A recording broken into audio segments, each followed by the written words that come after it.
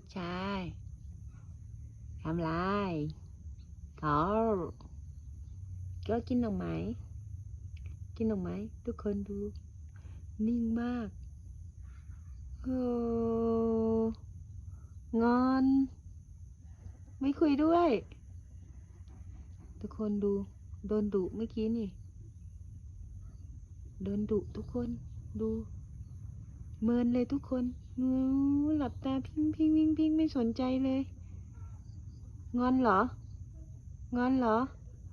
เอามาดีกันเร็วๆก็ดีกันนะดีกันนะ